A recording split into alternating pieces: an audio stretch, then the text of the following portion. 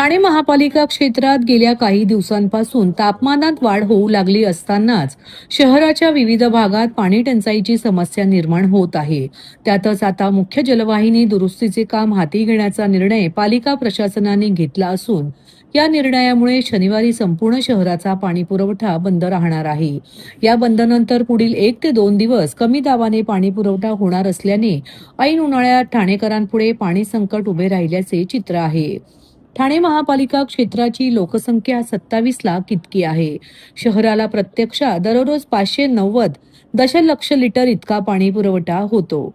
त्यामध्ये महापालिकेच्या स्वतःच्या पाणी पुरवठा योजनेतून 250 दशलक्ष लिटर, महाराष्ट्र औद्योगिक विकास महामंडळाकडून 135 दशलक्ष लिटर, स्टेम कंपनीकडून 115 दशलक्ष लिटर आणि बृहन्मुंबई महानगरपालिकेकडून 85 दशलक्ष लिटर इतका पाणी पुरवठा करण्यात येतो. महापालिका क्षेत्रातील लोकसंख्येच्या मानाने शहराला प्रतिदिन 621 दशलक्ष लिटर इतक्या पाण्याची गरज आहे. प्रत्यक्षात मात्र 590 दशलक्ष लिटर इतका पाणी पुरवठा होत असून शहराला 31 दशलक्ष लिटर इतके पाणी कमी मिळत आहे. वाढत्या लोकवस्तीमुळे शहरात पाणी टंचाईची समस्या निर्माण होत आहे. जलशुद्धीकरण केंद्र परिसरात वीज पुरवठा खंडित झाल्याने गेल्या आठवड्यात शहरातील पाणी पुरवठ्यावर परिणाम झाला होता. 2 दिवसांपासून शहराचा पाणी पुरवठा सुरळीत होत असतानाच आता पुन्हा जलवाहिनी दुरुस्तीसाठी शहराचा पाणी पुरवठा बंद ठेवण्यात येणार आहे. ठाणे महानगरपालिकेचे मालमत्ता कर म्हणजेच प्रॉपर्टी टॅक्स भरण्याचे आवाहन. सन 2022-23 या आर्थिक वर्षाचे मालमत्ता कराचे म्हणजेच प्रॉपर्टी टॅक्सचे बिल ठाणेकर करदात्यांना महापालिकेमार्फत आर्थिक वर्षाच्या सुरुवातीस म्हणजेच माहे एप्रिल 2022 मध्ये देण्यात आलेले आहे. तथापि अद्यापही काही करदात्यांनी मालमत्ता कर महापालिकेकडे जमा केलेला नाही. सध्या आर्थिक वर्षाचा अंतिम टप्पा सुरू झाला आहे. मालमत्ता कर वसुलीसाठी महापालिकेतर्फे कडक कारवाई हाती घेण्यात आली आहे. या अंतर्गत जंगम मालमत्ता, टीव्ही, फ्रीज, वाहन व इतर जप्त करणे तसेच स्थावर मालमत्ता वॉरंट बजावून जप्त करण्यात येत असून मालमत्तेचा जाहीर विक्रीद्वारे लिलाव करून कराची रक्कम वसूल करण्यात येत आहे. मालमत्तेस पाणी पुरवठा करण्यात येणारे नळ संयोजन खंडित करण्यात येत आहेत. त्याचप्रमाणे थकीत मालमत्ता करावर 2% व्याज आकारले जात असल्याने भरावयाची रक्कम वाढत आहे. आपला मालमत्ता कर propertytax.thanecity.gov.in या लिंकद्वारे तसंच गुगल पे, फोन पे, पेटीएम याद्वारे ऑनलाईन पद्धतीने करण्याची सुविधा उपलब्ध करून दिली आहे. शनिवार, रविवार व सार्वजनिक सुट्टीच्या दिवशी नागरिकांना मालमत्ता कर भरणे सोयीचे व्हावे याकरता महापालिकेचे मालमत्ता कर संलग्न कार्यालय या दिवशी कार्यान्वित ठेवण्यात आलेले आहे. तरी मालमत्ता कर वसुलीची अप्रिय कारवाई टाळण्याच्या दृष्टिकोनातून मालमत्ता कर भरून महापालिकेस सहकार्य करावे. धन्यवाद. ठाण्यातील लुईसवाडी भागातील उपमुख्यमंत्री एकनाथ शिंदे यांच्या घरासमोरील पूर्व द्रुतगती महामार्गावर मंगळवारी सकाळी एका माथेफिरूने धिंगाणा घातला. हातात मोठी काठी घेऊन तो रस्त्यावर धावत होता आणि येणाऱ्या वाहनांच्या दिशेने काठी फिरवत होता. यात 3 वाहनांच्या काचा फुटून त्यांचे नुकसान झाले. याबाबत माहिती मिळताच नौपाडा पोलिसांनी घटनास्थळी धाव घेऊन त्याला ताब्यात घेतले असून त्याचबरोबर या प्रकरणी गुन्हा दाखल केला आहे. ठाणे शहरातील वाहतुकीसाठी पूर्व द्रुतगती महामार्ग महत्वाचा मानला जातो. या मार्गावरून मुंबई, नवी मुंबई तसेच घोडबंदर, नाशिक आणि भिवंडीच्या दिशेने वाहनांची सतत वाहतूक सुरू असते. या मार्गालगत असलेल्या लुईसवाडी भागात उपमुख्यमंत्री एकनाथ शिंदे यांचे शुभदीप निवासस्थान आहे. त्यांच्या समोरील कालिका मंदिराजवळील महामार्गावर मंगळवारी सकाळी 10 वाजता एक व्यक्ती हातात काठी घेऊन आला आणि रस्त्यावर सैरावैरा धावू लागला. हा प्रकार पाहून नागरिकही बेदरले. काहींनी त्याला अडवण्याचा प्रयत्न केला, मात्र त्याने वाहनांच्या दिशेने काठी फिरवण्यास सुरुवात केली. यात 2 कार आणि 1 रिक्षाचा समावेश आहे. हातात काठी असल्याने त्याला पकडणेही शक्य होत नव्हते. याबाबत नौपाडा पोलिसांनी माहिती मिळताच घटनास्थळी धाव घेऊन त्याला ताब्यात घेऊन पोलीस ठाण्यात आणले. वाहन चालक नफीस शेख यांनी दिलेल्या तक्रारीच्या आधारे नौपाडा पोलिसांनी या प्रकरणी गुन्हा दाखल केला आहे. सुनील राजदर वानखेडे असे आरोपीचे नाव असून तो मूळचा जळगाव जिल्ह्यातील मुडी गावचा रहिवासी आहे. तो इथे कशासाठी आला होता हे समजू शकलेले नाही. त्याने 4 चाकी गाडीवर लाकडी काठी मारून गाडीची पुढील आणि मागील काच फोडली, तसेच त्यांच्या पाठीमागून येणाऱ्या रिक्षा आणि एका कारची पुढील काच फोडलेली आहे. त्याच्या विरोधात नौपाडा पोलीस ठाण्यात भारतीय न्याय संहिता कलम 324(4) याप्रमाणे तक्रार नोंदवण्यात आलेली आहे. तक्रारदारासह इतर वाहन चालकांनी सुनील वानखेडे याला मारहाण केल्याने त्याला ठाणे जिल्हा शासकीय रुग्णालयात नेऊन प्राथमिक उपचार करून नंतर पोलीस ठाण्यात आणले होते. बाबा, माझ्यासाठी घर घेत आहात. हा खरंच खूप मोठा निर्णय आहे. मोठा तर आहे, पण गरजेचा आहे. आणि TJSB हाऊसिंग लोनमुळे ते सहज शक्य आहे. TJSB हाऊसिंग लोन, अनेक वर्षांचा विश्वास, आता फ्लेक्सिबल पर्यायांसह. आंतरजातीय विवाह केल्याने ठाणे शहरात राहणाऱ्या एका जैन कुटुंबावर समाजाने सामाजिक बहिष्कार घातल्याचा प्रकार उघडकीस आला आहे.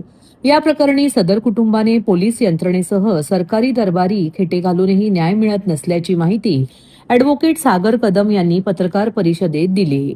सोहनलाल छबीलाल जैन असे या बहिष्कृत कुटुंबाच्या प्रमुखाचे नाव आहे.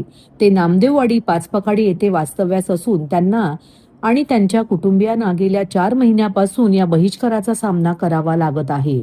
ॲडव्होकेट सागर कदम आणि सोहनलाल जैन यांनी सांगितले की 2025 मध्ये बिसा नरसिंहपुरा दिगंबर जैन समाज मुंबई यांच्या वतीने श्री बिसा नरसिंहपुरा दिगंबर जैन समाज या ट्रस्टची स्थापना करण्यात आली. हा ट्रस्ट स्थापन करण्यामागे समाजाचे कल्याण आणि धार्मिक सांस्कृतिक चळवळ चालवणे हा उद्देश होता. मात्र या ट्रस्टचे अध्यक्ष महावीर धुलचंद टाया यांनी या उद्देशालाच हरताळ फासला आहे. जानेवारी 2024 मध्ये दिगंबर पंथांचे सोहनलाल जैन यांचा मुलगा दिव्येश याचे लग्न 30 नोव्हेंबर 2025 रोजी श्वेतांबरा समाजातील सलोनी राजेश शहा या मुलीशी ठरले होते. मात्र या आंतरजातीय विवाहात श्री बिसा नरसिंहपुरा दिगंबर जैन समाज यांचे अध्यक्ष महावीर टाया, महामंत्री राजेंद्र कुमार मेहता, प्रचार मंत्री जिनेंद्र कुमार सालिया, संजय भामावत, बसंतलाल मुखिया, अशोक ढोलिया, ललित पंचोली यांनी दिगंबर पंथा व्यतिरिक्त अन्यत्र सोयरीक करण्यास विरोध केला. या विरोधात सोहनलाल जैन यांनी न जुमानता विवाहाचा निर्णय कायम ठेवला. त्यामुळे संतापलेल्या टाया आणि त्यांच्या सहकार्यांनी भांडूप येथील जैनम हॉलमध्ये 24 ऑगस्ट 2025 रोजी बैठक बोलावून दिगंबर जैन समाजा व्यतिरिक्त लग्न करणाऱ्या कुटुंबावर बहिष्कार घालण्याचा सामाजिक कायदा केला. या कायद्यानुसार जो बहिष्कृत कुटुंबाला आपल्या कार्यक्रमात बोलवेल त्यालाही बहिष्कृत करण्याचा नियम घालण्यात आला.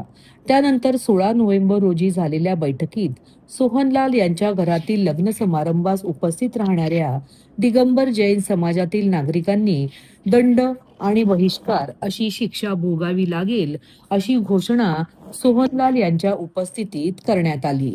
तसेच कुणाला आमंत्रण पत्रिका दिल्यास नग्न करण्याची धमकी सोहनलाल यांना देण्यात आली. 30 नोव्हेंबर रोजी दिव्येश आणि सलोनी यांचा विवाह लग्नविधी संपन्न झाला. या सोहळ्यास उपस्थित राहिलेल्या लोकांना माफी पात्र देण्यास लावून 11,000 रुपये दंडाची रक्कम भरण्याचे आदेश व्हॉट्सअप ग्रुपवर देण्यात आले. त्यानंतर 21 डिसेंबर 2025 रोजी सोहनलाल यांच्या मूळ गावी सभा बोलवून सोहनलाल जैन आणि त्यांच्या कुटुंबियांवर जाहीरपणे सामाजिक बहिष्कार घालण्याची घोषणा करण्यात आली. त्यामध्ये स्वतःच्या समाजातील बहुतेक करून सर्वसाधारण पार पाडत असे विवाह, अंत्यविधी किंवा इतर धार्मिक समारंभ, विधी, संस्कार पार पाडण्याचे समाजातील सदस्याचा हक्क नाकारेल व नाकबूल करणार. सेक्शन 3 मध्ये म्हणजे हे जे आहेत लग्न, विवाह समारंभ वगैरे याच्यामध्ये त्यांना येण्याचा अधिकार त्यांनी नाकारलेला आहे, नाकबूल केलाय, तर तो गुन्हा होतो. आम्ही घरी बसलेलो आहे, आम्हाला इथे इम्पॅक्ट होतोय. त्याच्यामध्ये समाजातील कोणत्याही सदस्यांशी सामाजिक, धार्मिक, व्यावसायिक व्यापाराविषयक संबंध तोडले, प्रत्यक्षपणे किंवा अप्रत्यक्षपणे चिथावणी देईल, त्याला पण प्रक्षोभित किंवा प्रोत्साहन देईल, हे पण ऑफेन्स आहे याच्यामध्ये. तर अशा प्रकारे जे आहे, पोलिसांचं म्हणणं आहे की नाही इथे कुठं काय झालं, तिकडे घोषणा दिली.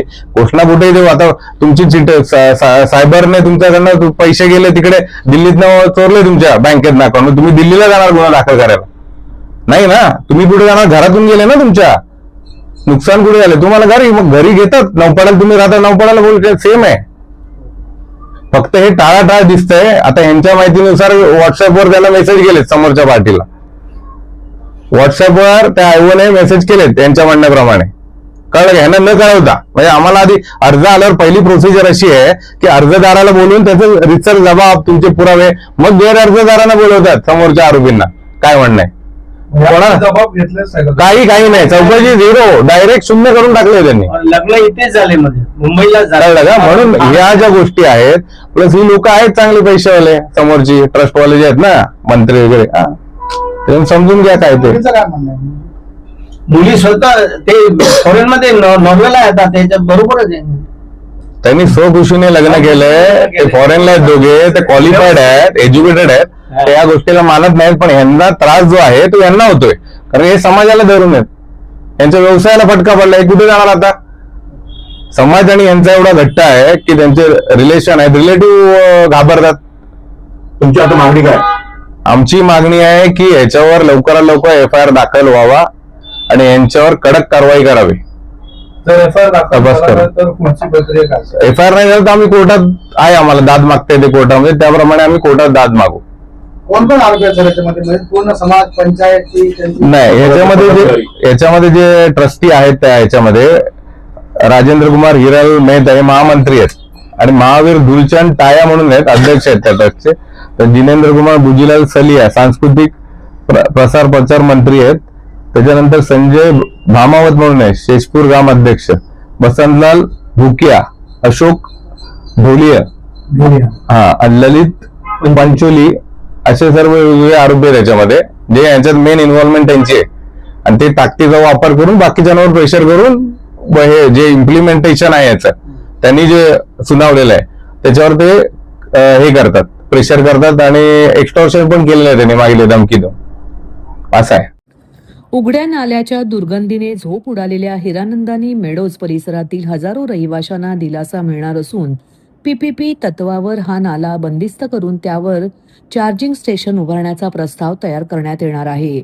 आमदार संजय केळकर यांनी नुकतीच ठाणे महापालिकेच्या अधिकाऱ्यांसमवेत पाहणी केल्यानंतर हा निर्णय घेण्यात आला. हिरानंदानी मेडोजमधील इमारतींमध्ये राहणाऱ्या हजारो नागरिकांचे आरोग्य उघड्या नाल्यामुळे धोक्यात आले आहे. सुमारे 300 फूट उघड्या नाल्यामध्ये STPचे पाणी जात असल्याने दुर्गंधी मोठ्या प्रमाणात पसरून नागरिकांचे आरोग्य धोक्यात आले आहे. शिवाय रात्रीची झोपही उडाली आहे. याबाबत येथील नागरिकांनी जनसेवकाचा जनसंवाद या कार्यक्रमात आमदार संजय केळकर यांची भेट घेऊन निवेदन दिले होते. त्यावेळी केळकर यांनी संबंधित अधिकाऱ्यांशी चर्चा करून उपाययोजना सुचवल्या होत्या. त्यानंतर सोमवारी संजय केळकर यांनी या नाल्याची पाहणी केली. त्यावेळी स्थानिक नगरसेविका स्नेहा आमरे, महापालिका अधिकारी खंडागळे तसेच नागरिक उपस्थित होते. या नाल्यावर PPP तत्वावर स्लॅब टाकून त्यावर चार्जिंग स्टेशन उभारण्याची सूचना संजय केळकर यांनी केली. यामुळे परिसरात दुर्गंधीमुक्त होऊन नागरिकांना दिलासा मिळेलच. शिवाय PPP तत्वावर हा प्रकल्प उभारण्यात येणार असल्याने महापालिकेवर देखील आर्थिक बोजा येणार नाही. याबाबतचा प्रस्ताव तयार करण्याच्या सूचना त्यांनी अधिकाऱ्यांना केली. त्यानुसार लवकरच हा प्रस्ताव तयार करण्यात येऊन या कामाला गती मिळेल आणि रहिवाशांना दिलासा मिळेल अशी माहिती संजय केळकर यांनी दिली.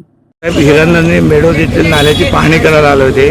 काय समस्या होती? या ठिकाणी हजारोने लोक राहतात आणि आमच्या या ठिकाणच्या नगरसेविका स्नेहाताई आमरे हे सर्व हे जागरूक नागरिक यांची मागणी होती आणि त्याच्यामुळे आज आम्ही ही पाहणी करायला आलो.